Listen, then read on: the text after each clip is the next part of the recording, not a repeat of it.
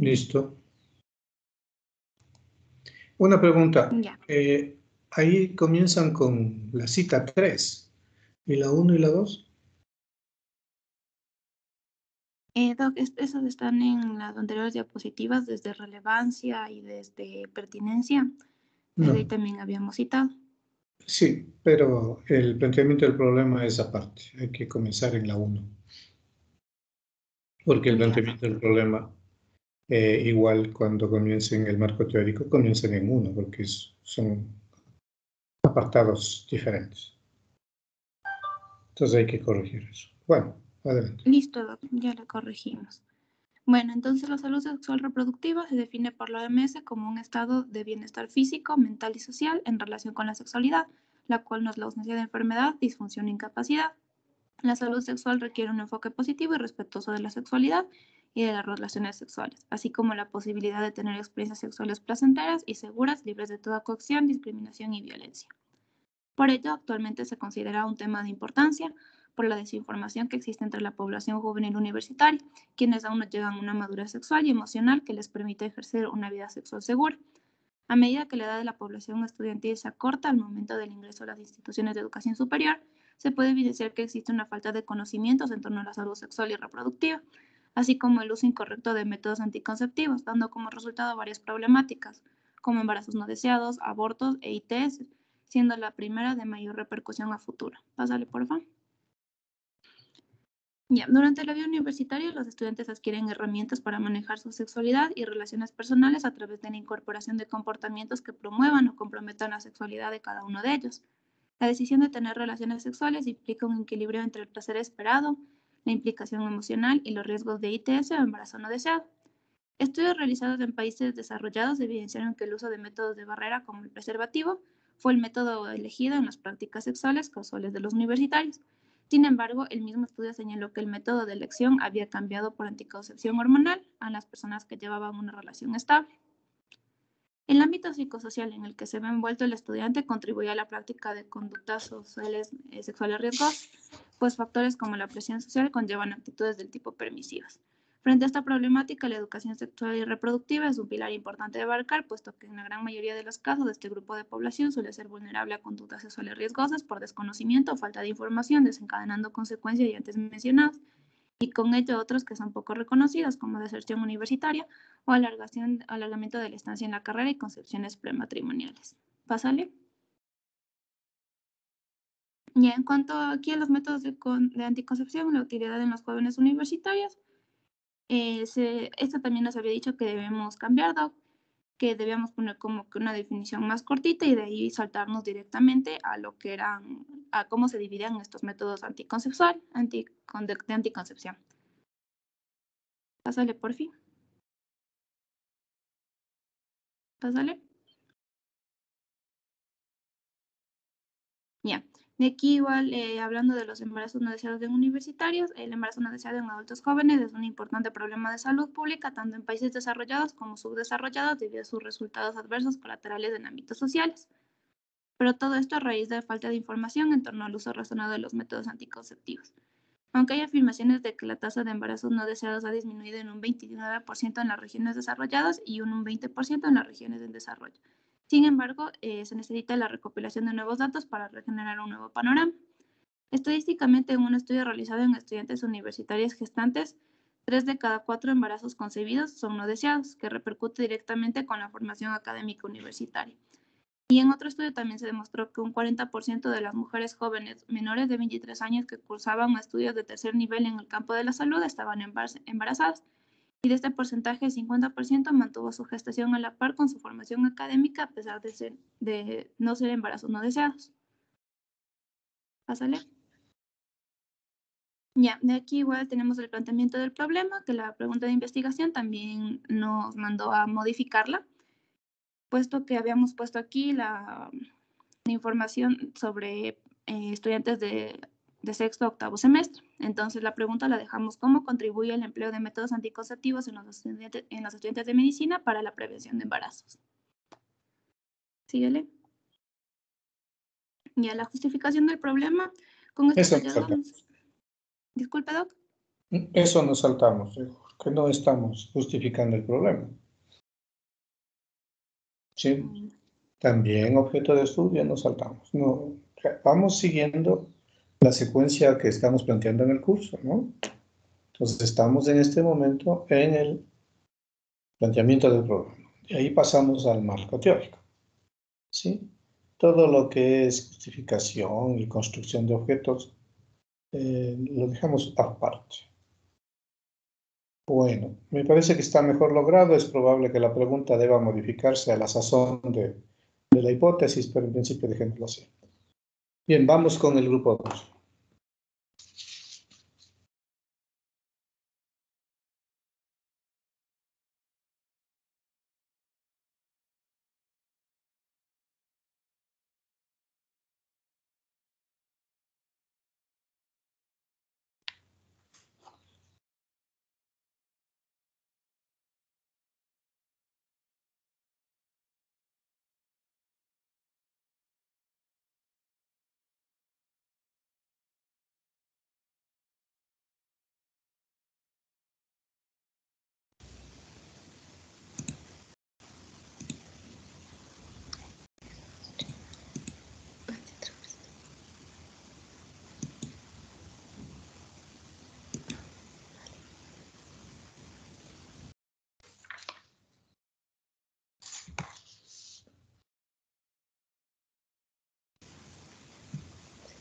Doc, ¿puede ver la pantalla? Sí. Ya.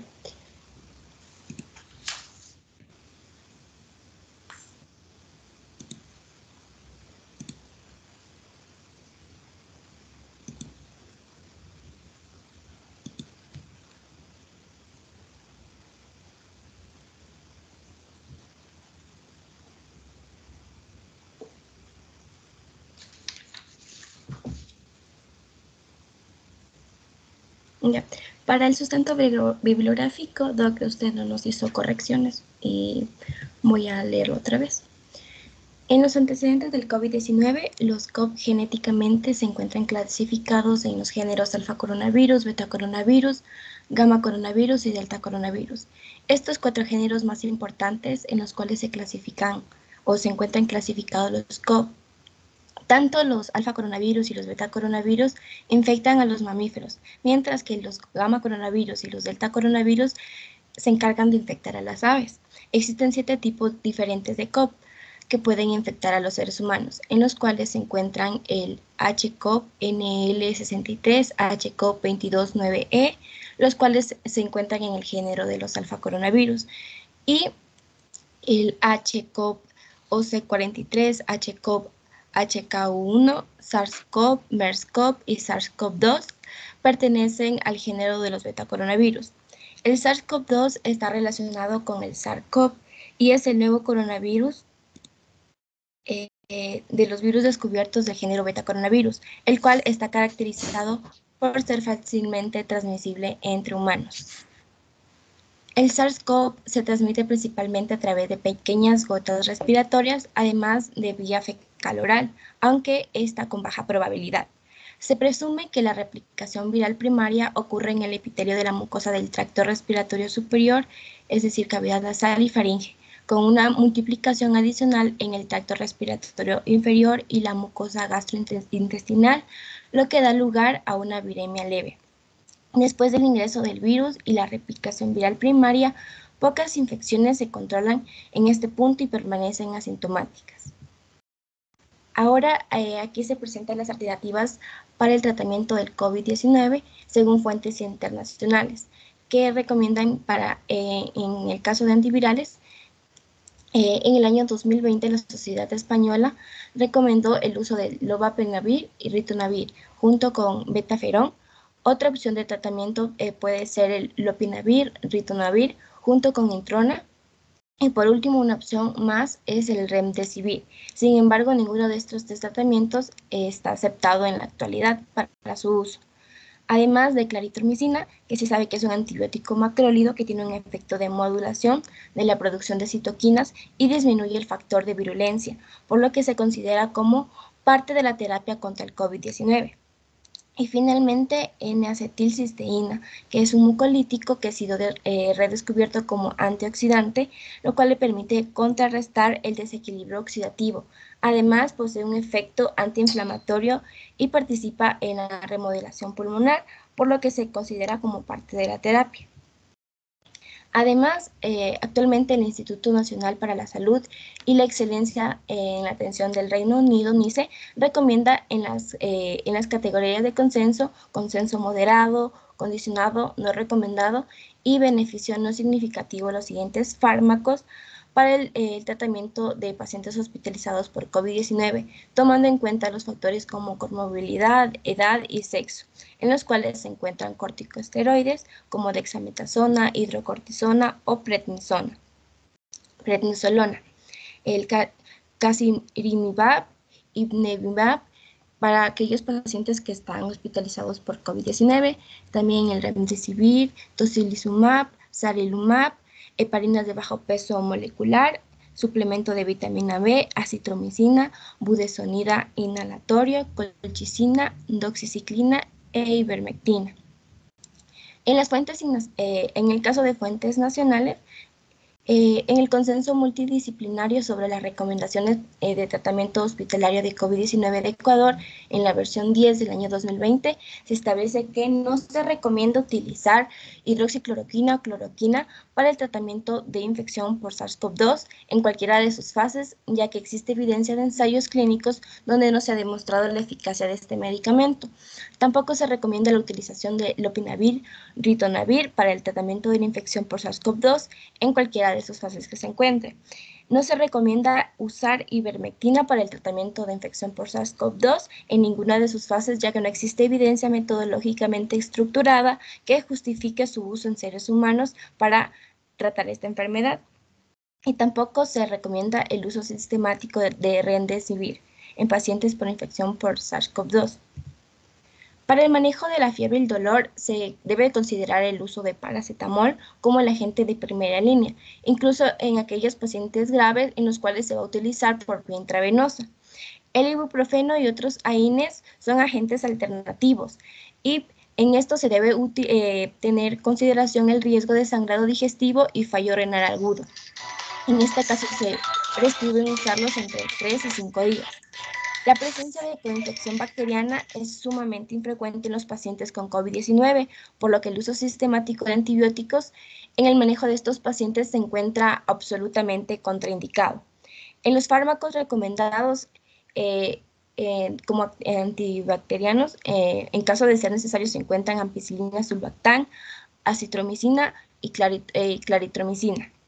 No se recomienda prescribir cefalosporinos de tercera generación por la alta resistencia bacteriana que se encuentra en nuestro país por estos antibióticos. Ahora la pregunta de investigación, si teníamos que corregirla. En este caso quedó como cuáles son los esquemas de tratamientos farmacológicos más efectivos para tratar pacientes hospitalizados por COVID-19 en el Ecuador. Y eso es todo. Esperemos. Estoy en clase. Un segundito para contestar una llamada. Así que...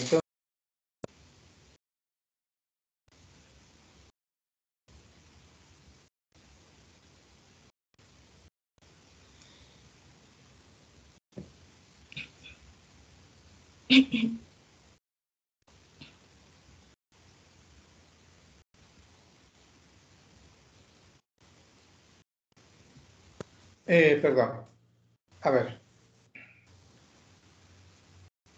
Entonces, el planteamiento del problema en este caso tienen que ser los esquemas. Los esquemas de tratamiento farmacológico. Sí, porque lo que estamos viendo de acuerdo al título es tratamientos efectivos. Y entonces el planteamiento del problema tiene que consistir no en proponer medicamentos, sino proponer esquemas. Sí, y entonces la pregunta va a tener que ser el esquema que mejor se identificó dentro de los esquemas que consten en el planteamiento del problema es el más efectivo para tratar pacientes COVID. Porque si no, nos manda la pregunta a buscar cuáles son los esquemas de tratamiento más efectivos. Y no, pues tenemos que tener una idea previa del esquema o los esquemas más efectivos que salvaron más gente. Es decir, ustedes con este trabajo van a llenar un vacío que debía haber sido llenado por los médicos tratantes que manejaron los pacientes en toda esta pandemia. Ellos, como había comentado algún momento, tenían que ser las personas que hacían un paper para presentarlo a una revista con los esquemas más efectivos, que ellos los manejaron. Ahora ustedes, de fuente secundaria, preguntándoles a ellos, van a tener que establecer cuál fue el tratamiento más efectivo. Y entonces, claro, aquí se impone el tener una información más o menos fehaciente de cuáles son los tratamientos que mejor funcionaron en los hospitales, ¿ya? De acuerdo a los médicos tratantes. Esa información ustedes, insisto, la colocan en el planteamiento del problema, se familiarizan con aquellos más frecuentes, que los van a llamar más efectivos, ¿sí? Y esos van a ser los que finalmente se averigua científicamente si esos fueron los que salvaron más gente. En eso consistiría la investigación, ¿no es cierto? En definir los tratamientos más efectivos. Ya no el listado, porque va a haber tratamientos y tratamientos, y ustedes van a compilar esos tratamientos y tratamientos para ponerlos de argumento en el planteamiento del problema. Van a elegir los más relevantes, ¿sí? Los que mejor resultado dieron, quizás los que más se utilizaron, y esos los van a probar. Pero no los van a probar con tratamientos efectivos, sino los van a probar por frecuencia de respuesta de los médicos a los cuales finalmente les van a consultar el tratamiento que utilizaron. Sí, no les van a preguntar, vea, ¿cómo trató? Sino les van a decir, con estos esquemas, sí, que ustedes ya tienen, que ya conocen, ¿cuál fue el más efectivo? Sí, entonces van a decir, fueron los dos primeros, fue el primero, yo incorporé tal medicamento, yo no utilicé tal otro, en fin. Pero ustedes ya tienen una idea previa. ¿De acuerdo? ¿Qué fue la recomendación que hicimos la reunión anterior y que todavía no se concreta, ¿no? Doc, una pregunta. Entonces, la pregunta de investigación sería, ¿cuál es el esquema de tratamiento farmacológico más efectivo? ¿O quedaría como esquemas de tratamiento farmacológico más efectivos? Lo que pasa es que ustedes ya tienen que saber los esquemas de tratamiento. Y ustedes, como investigadores, tienen que decidir a su percepción cuál es el más efectivo y plantearles a los investigadores, mejor dicho, a los médicos, si ese es el más efectivo. Para no equivocarse, pueden escoger no uno, sino dos. Si es muy dispersa la información, pueden ser hasta 3. Y eso someterles a la pregunta de lo que se debe venir, a quién hay que preguntarles son a los médicos, ¿no es cierto? A los que trataron pacientes. ¿Ya? ¿Cuál fue el tratamiento más efectivo? Pero ustedes ya le dan opción de tratamiento. Porque si no, van a tener una cantidad de esquemas de tratamiento que no los van a poder manejar. Y claro, y eso lo único a lo que les conduciría es a tener entre manos un sinnúmero de esquemas de tratamiento con los cuales no pueden decidir nada, porque quizás no haya ni mayoría de uso de un esquema determinado. Ustedes garantizan tener información fehaciente ya teniendo información de los esquemas de tratamiento. Entonces, la idea es esa, ¿no? Que tengan ya definido, identificado. De ese listado de medicamentos ya hagan esquemas. Ahí faltan algunos de sostén, algunos analgésicos, antipiréticos, en fin, que deben estar dentro de los esquemas. Listo. Entonces, con ustedes lo que vamos a hacer es, una vez que tengan durante la semana, hoy es martes, entre miércoles, jueves, viernes, cuando ya tengan la información, me buscan, nos sentamos en el grupo y conversamos. Listo. Hacemos un Teams y conversamos, a ver qué quede, porque si no, de semana en semana nos dilatamos mucho. ¿De acuerdo? Sí, Doc, muchas gracias.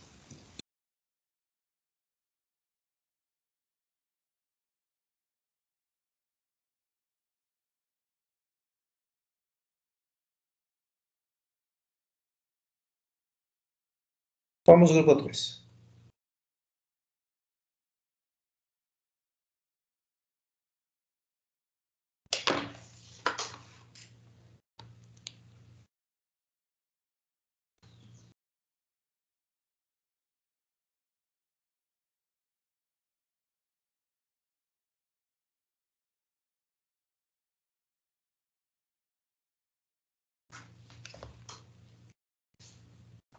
Ok, Doc. Bueno, en esta oportunidad nosotros nos propuso que tal vez no era un tema más adecuado, ya que nosotros teníamos determinantes y determinación social en la COVID-19. Sin embargo, como que en las clases pasadas nos hemos dado cuenta que no es uno de los temas más adecuados por las cuestiones que ya fueron mencionadas anteriormente. Sin embargo, hemos comenzado de nuevo con un nuevo tema, con una nueva justificación, nuevo planteamiento del problema como tal. Y en este caso, hemos también conseguido la oportunidad de poder visitar eh, o poder conseguir alguien que nos pueda ayudar a tener ciertos datos de un hospital específico en el Ecuador. Entonces, en esta oportunidad, el tema que vamos a investigar es el impacto de la pandemia de COVID-19 y la cobertura de vacunas postnatales en el Ecuador. Este es nuestro tema, dentro del cual sale ya nuestra Antes de investigación, que la mencionada posteriormente. antes de que lea el problema. O sea, el impacto de la pandemia ¿en quién? ¿En qué? O sea, ustedes van a medir Específicamente, el impacto de la pandemia, es decir, el impacto en cuántos muertos produjo, cuántos enfermos, cuántos positivos, ¿eso? ¿A eso se refieren? no, nosotros, el tema específico de nosotros es que vamos a realizar un análisis retrospectivo entre el impacto de la pandemia por COVID-19 e igualmente la cobertura de vacunación en niños menores de 12 meses en el periodo 2019-2021 en el Hospital Binacional de Macarado. Ya, entonces yo creo que hay que cambiar el título porque es el impacto de la cobertura de vacunas, ¿sí?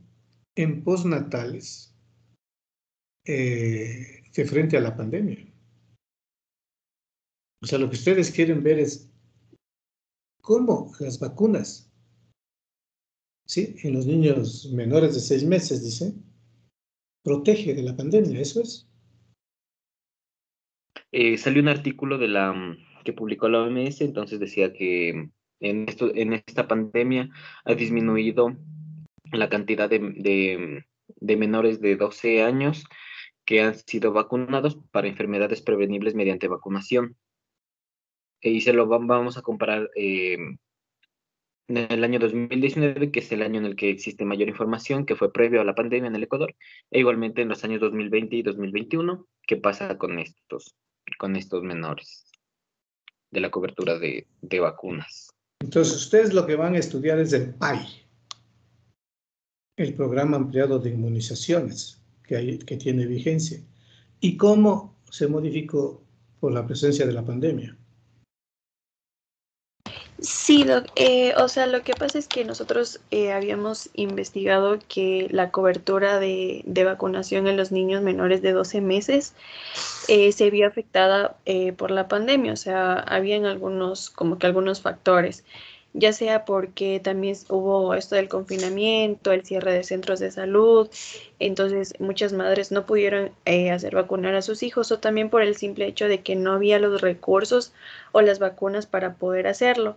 Entonces, a lo que nos vamos a enfocar es prácticamente en eso, o sea, cómo hubo un retraso haciendo el análisis retrospectivo, por ejemplo, desde el año 2019, comparando el esquema de vacunación completo. Creo que hubo un subregistro en el año 2020 y volviéndolo a comparar con el año anterior. Y eso prácticamente analizar cómo estuvo este impacto de la vacunación en estos niños. Entonces, con mayor razón, el título debería decir impacto en la cobertura de el PAI, o sea, el Programa Ampliado de Inmunizaciones, por la presencia de la pandemia en el año 2019-2020. ¿Ya? Ya, Doc. Entonces, cambien, por favor, para que no se olviden de este rato.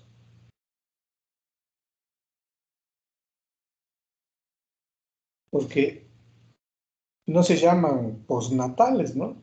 Porque no hay prenatales. Impacto en la cobertura del PAI en niños menores de 12 meses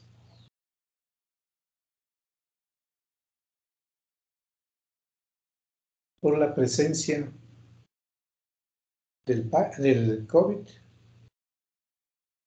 ¿En qué periodo van a estudiar?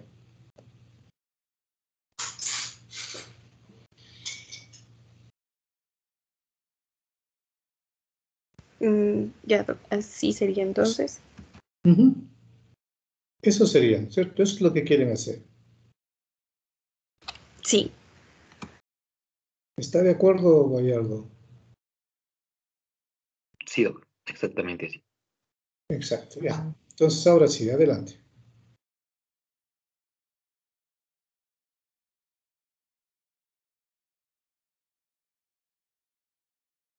Ya, Doc. Entonces, en la identificación del problema es como ya les había mencionado, o sea, que la cobertura de las vacunas infantiles se ha reducido a causa de la pandemia de COVID-19, debido a varios factores, según lo que mencionaba el Ministerio de Salud Pública y también la OPS y OMS y UNICEF. Como el confinamiento y el cierre de los centros de salud, y también, o sea, pues en este caso lo que mencionaba el ministerio fue que también hubo una reducción presupuestaria para la compra de vacunas por la prioridad de la pandemia que estamos viviendo. Ya. Y en cuanto a la contextualización del problema, pues también el Ministerio de Salud Pública tiene estructurada la cobertura de vacunas para toda la población ecuatoriana. No solamente el esquema consta para los niños menores de 12 meses, que antes de la pandemia pues estaba yendo en marcha sin mayor inconveniente. Y así es así como en los menores de 1 año la vacunación es parte principal de este esquema para poder evitar las enfermedades prevenibles por inmunización. Esta se vio afectada por la pandemia debido al cierre de centros de salud, el confinamiento, agotamiento de recursos y entre otros. Y según informa la UNICEF, la OPS y OMS, este retroceso de inmunización puede provocar un resurgimiento de estas enfermedades que ya han sido prácticamente erradicadas. Y bueno, eso era lo que nos había mencionado, que es la principal preocupación.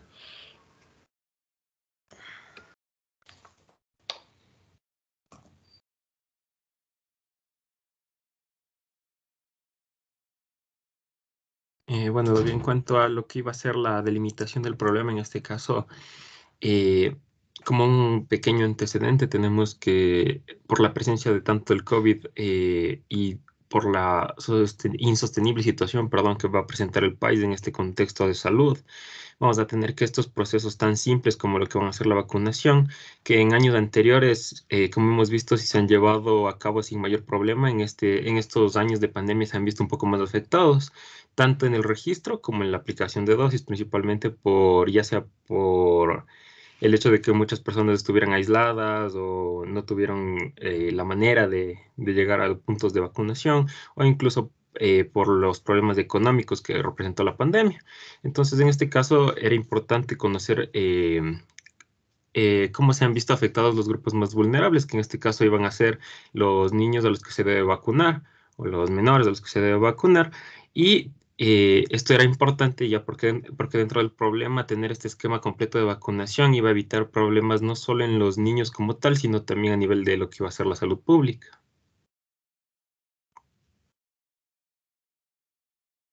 En cuanto a la justificación del problema, íbamos a tener que conocer cómo esta pandemia afectó a los procesos.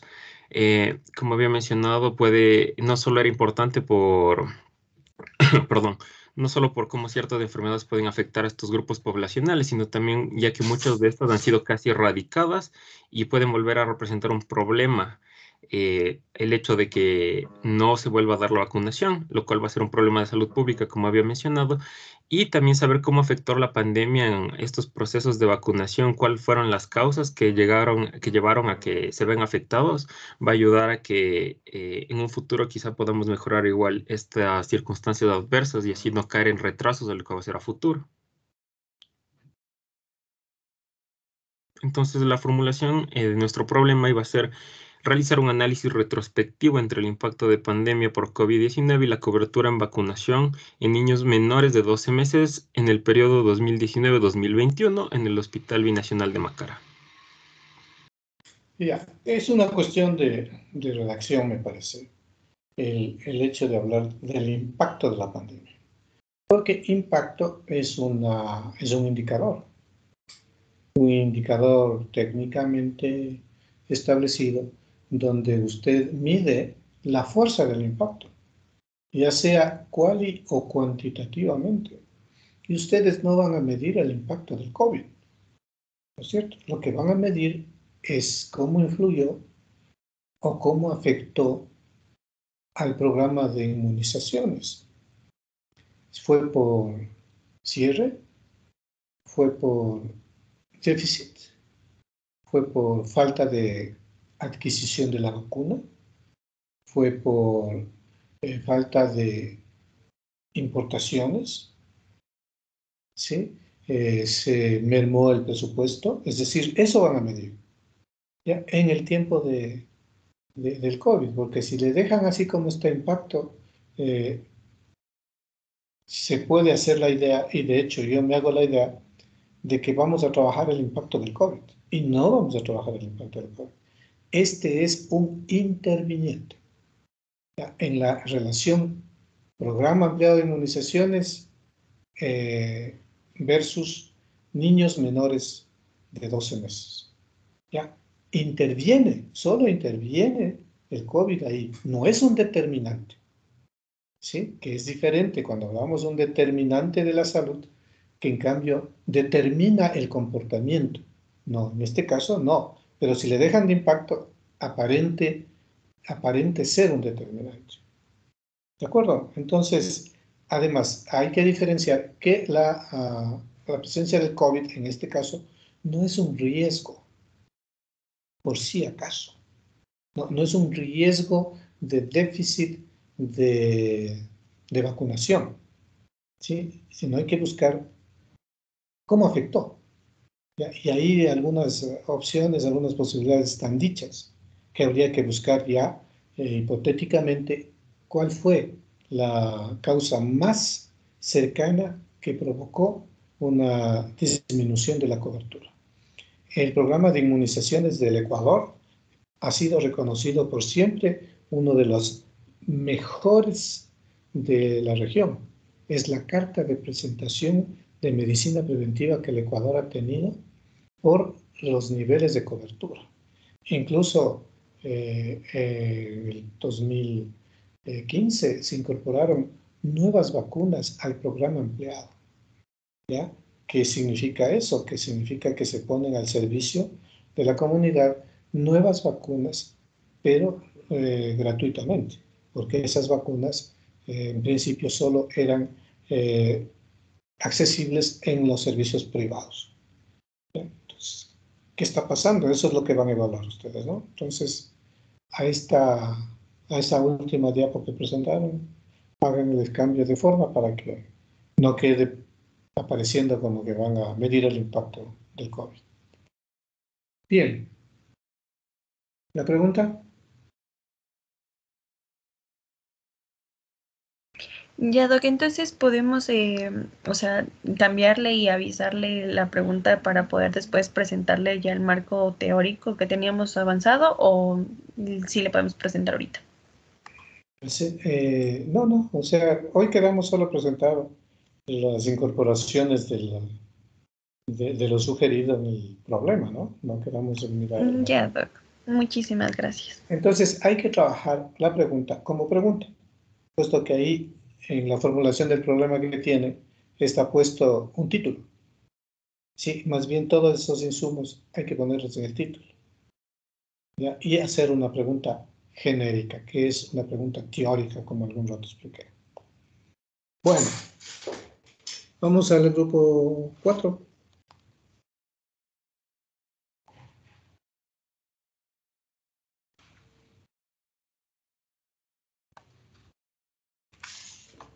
Ya, buenas tardes, Doc. Bueno, Doc, primero nosotros optamos por cambiar el título del trabajo. No sé si puede verlo ahí. Que dice Impacto de la ITS en hijos de madres adolescentes del Hospital Ginecólogo Obstétrico Isidro Ayora en el periodo de enero-junio del 2021. Impacto de las ITS. O sea, cuando yo leo impacto de las ITS, estoy pensando que las infecciones de transmisión sexual impactan en los hijos de las madres adolescentes. ¿Eso es lo que quiero leer? Sí, exacto. Los efectos adversos de estas enfermedades, de estas infecciones que digo. Ya, porque claro, ustedes tenían un título de resistencia antimicrobiana, ¿no? Sí, Doc. Ya.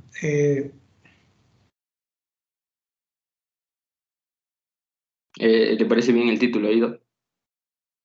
Tengo preguntas. O sea, se entiende que van a medir el impacto de ITS en hijos, perdón, de madres adolescentes. ¿Y cómo o sea, qué sugiere el impacto? O sea, es que de acuerdo a la evidencia que hemos estado revisando las diferentes fuentes bibliográficas, nos hemos dado cuenta de que, por ejemplo, estos niños, lo primero son el bajo peso al nacer, partos prematuros, bueno, en las madres lo que se ve primero es la ruptura de las membranas. Entonces, eso es lo que queremos ver, por lo que estos partos prematuros y este bajo peso a futuro suele repercutir con otras enfermedades.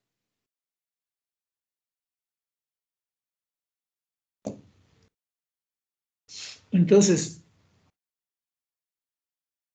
no es impacto, sino que es riesgo. Una adolescente con una ITS embaraza y tiene el riesgo de tener un niño de peso bajo al nacer. Tiene el riesgo de tener una rotura temprana de membranas, es decir, un pretérmino, ¿sí?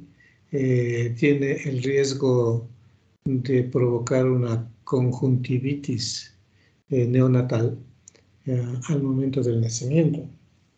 Entonces, no es impacto, sino es riesgo, ¿no? Porque si esa ITS no ha sido manejada en el control prenatal, que no es infrecuente, y hay mujeres, especialmente adolescentes, que llegan a la unidad de salud a dar a luz, es decir, sin exámenes previos, sin evaluaciones prenatales. Y claro, puedes llegar con una ITS sin problema. Y entonces la evaluación en el trabajo de parto es ver si hay una ITS activa. Y si hay una ITS activa y el trabajo de parto todavía es inicial, de pronto hasta se puede provocar una cesárea.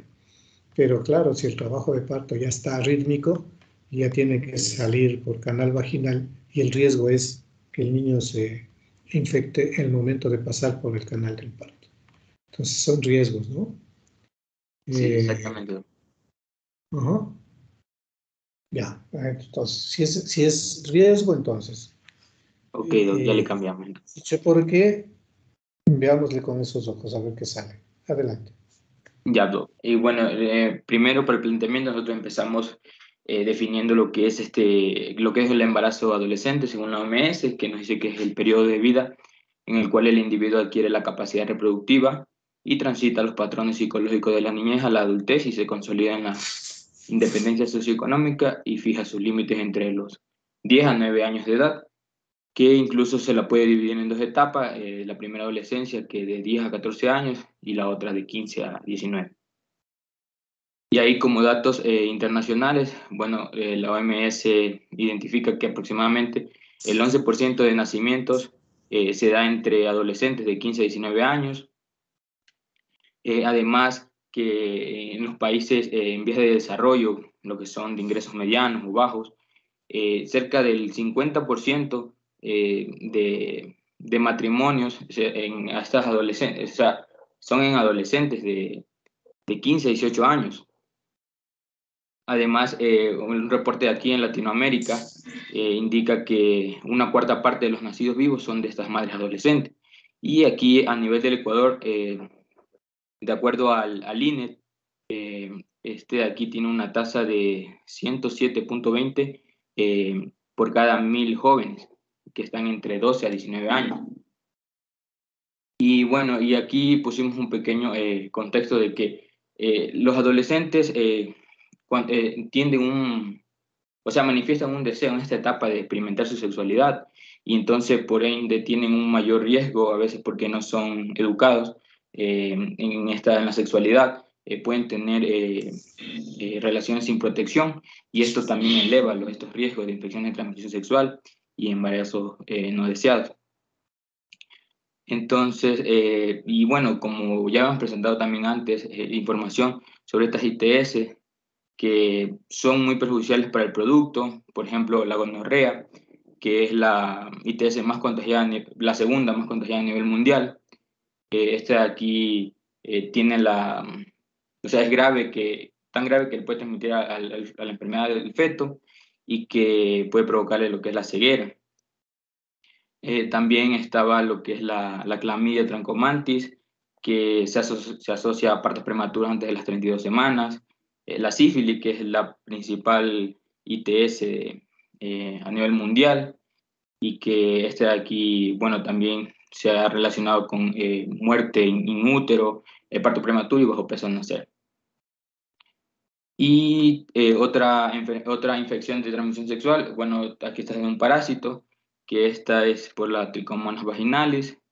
Esta de aquí, en una revisión sistemática y un metaanálisis se demostró que no es tan predominante en adolescentes, porque es más en mujeres de 47 a 53 años, o sea, está asociado más a eso. Sin embargo, sí se presenta en adolescentes gestantes.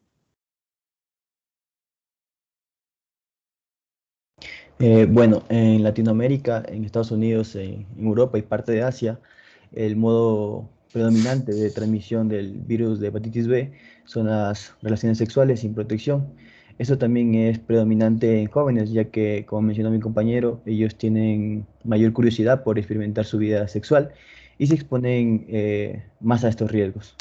La infección aguda de este virus de la hepatitis B durante el embarazo suele ser leve y no se asocia con mayor mortalidad o mayor teratogenicidad. Sin embargo, ha habido informes de una mayor incidencia de bajo peso al nacer y de prematuridad en niños que han nacido de madres con infecciones agudas por este virus de la hepatitis B.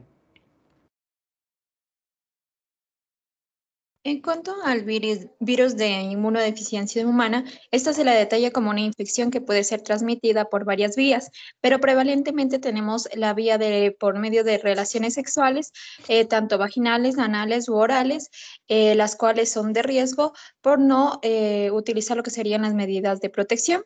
Además, estas pueden ser transmitidas de madre a hijo durante el embarazo, parto y lactancia. Según el Ministerio de Salud Pública de aquí del Ecuador, se indica que una prevalencia de madres embarazadas con VIH para el 2019 fue de 0.17% y a su vez se presentó la notificación de 10 casos para finales de este mismo periodo de VIH correspondiente a niños y niñas, hijos de madres que son VIH positivos. Para culminar con los datos del herpes simple, tenemos que existen dos tipos de virus del herpes simple, el virus del herpes simple tipo 1 y el virus del herpes simple tipo 2.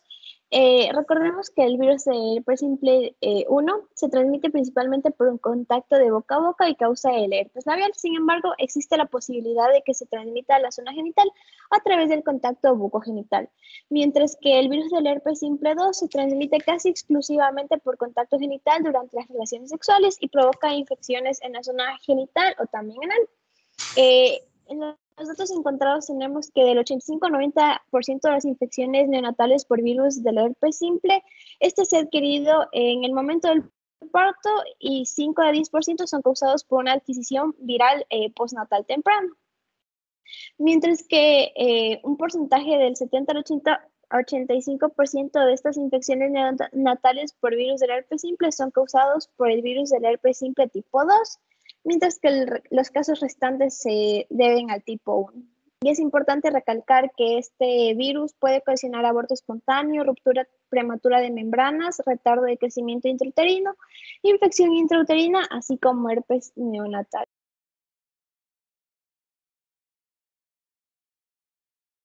Y por último, Doug, la pregunta que nos dice, ¿es posible que las ITS en adolescentes gestantes aumenten el riesgo de partos prematuros y bajo peso al nacer? Y como puede ver, Doc, nosotros aquí lo que agregamos más son otras ITS, ya que con el anterior título solo nos habíamos limitado a las bacterianas. Está bien. Sí. Está bien. Vamos. Grupo 5.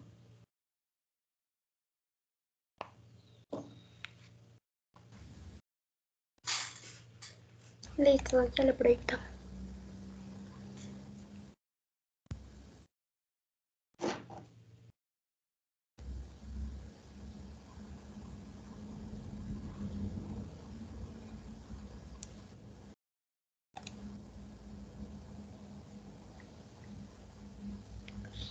¿Puede ser más grande, por favor? Ya está, sí creo. Ya, listo. Entonces, tenemos el planteamiento del problema. Súbele para ver nuestro tema, para iniciar desde el tema, por favor. Ya. Nuestro tema era el control y manejo de las infecciones en la atención materna y prenatal en adultos jóvenes del Centro de Salud de Huamaní, tipo C, de la ciudad de Quito, en el periodo de enero-diciembre de 2021. Y ahora sí, bájale.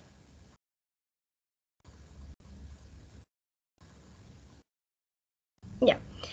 Entonces, el planteamiento del problema. Según la OMS, a nivel mundial, o sea, nosotros optamos por poner primero los datos estadísticos y luego el sustento teórico.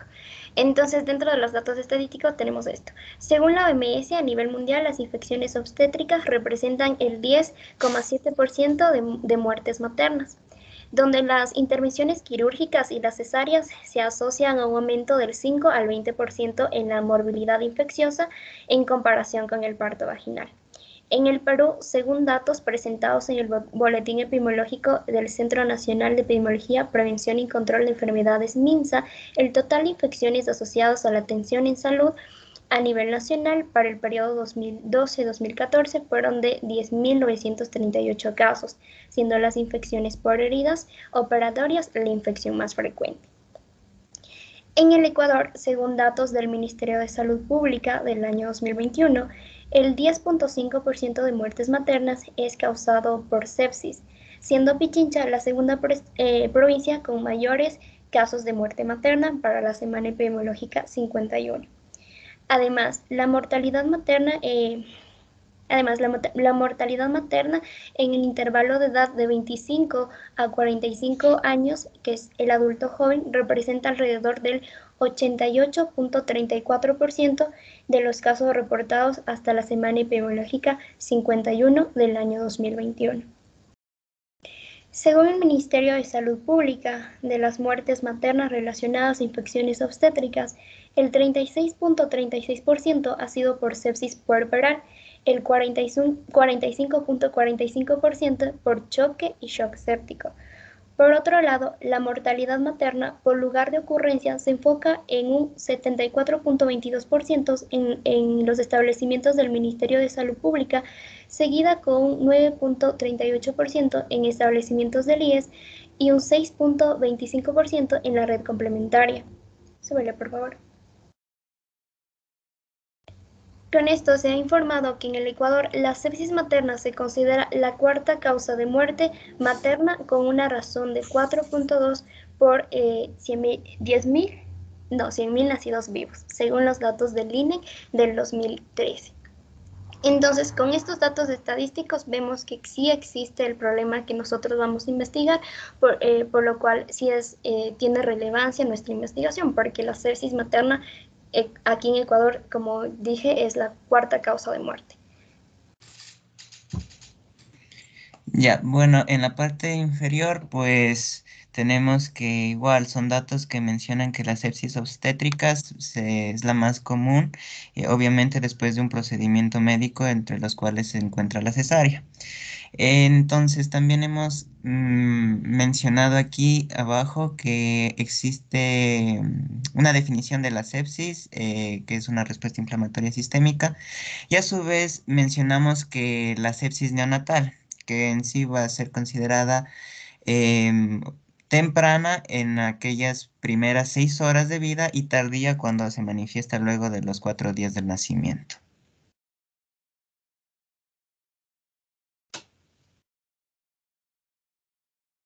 Y ahí le toca. Ya, aquí también hemos mencionado, bájale un poquito, por favor, la importancia de los controles prenatales en las mujeres embarazadas, ya que esta nos servía para identificar factores de riesgo que podían ser no modificables y modificables. Entonces aquí hemos puesto, esta guía nos mencionaba que las infecciones de vías urinarias bajas, bacteriuria sintomática, podían formar parte del, del grupo de factores modificables, ahí al ser las más frecuentes también, por lo que cualquier embarazada que se encuentre dentro de esta situación será considerada en riesgo obstétrico. Por otro lado, también las infecciones tipo TORS, donde entrarían el VIH, también el sífilis. Estas van a formar parte del riesgo no modificables. También mencionar que estas patologías no son específicas de un periodo de lapso de un periodo de tiempo en el lapso de la gestación. Entonces, por ende, en un solo control mencionaba que no se podía descartar el riesgo de padecer una infección, por lo que se sugería la constante búsqueda de signos y síntomas que nos puedan dar indicios sobre la presencia de una infección hasta el último control prenatal. Entonces, asimismo, el ser consideradas estas infecciones consideradas dentro del margen de riesgo modificable, podía ser prevenido, por lo que se sustenta como un factor para prevención, la asistencia completa de las mujeres embarazadas a todos los controles prenatales, lo que evitaría cualquier complicación séptica en un futuro trabajo de parto. Y como planteamiento de problema, al último le habíamos puesto que en qué medida el control prenatal incompleto predispone a un mayor riesgo de infecciones puerperales. Entre paréntesis habíamos puesto sepsis, porque, o sea, infecciones puerperales era un poquito más general, pero lo que hemos mencionado dentro de lo que planteamos el problema era de sepsis únicamente y no sabíamos si poner o bien infecciones puerperales o solo sepsis. Y pues esto en mujeres embarazadas de entre 25 a 44 años, que ya lo habíamos explicado arriba. Entonces, ese era el problema. Bien, se acabó el tiempo. Hay que hacer algún cambio en esa pregunta, pero en el sustantivo está.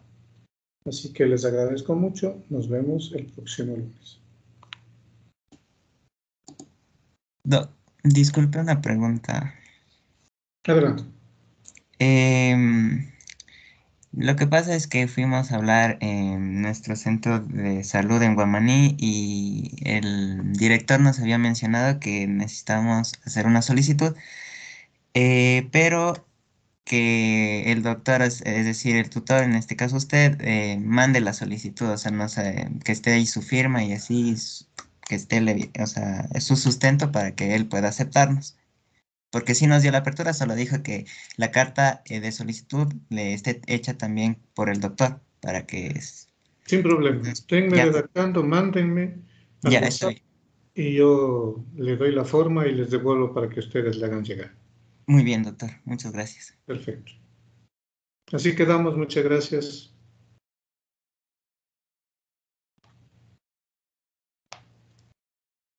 Muchas gracias, Doc. Hasta luego. Gracias. Muchas gracias, Hasta Doc. luego. Hasta luego. Cuídense.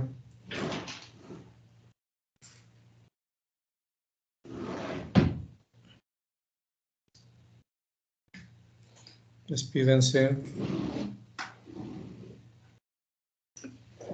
Doc, una cosita.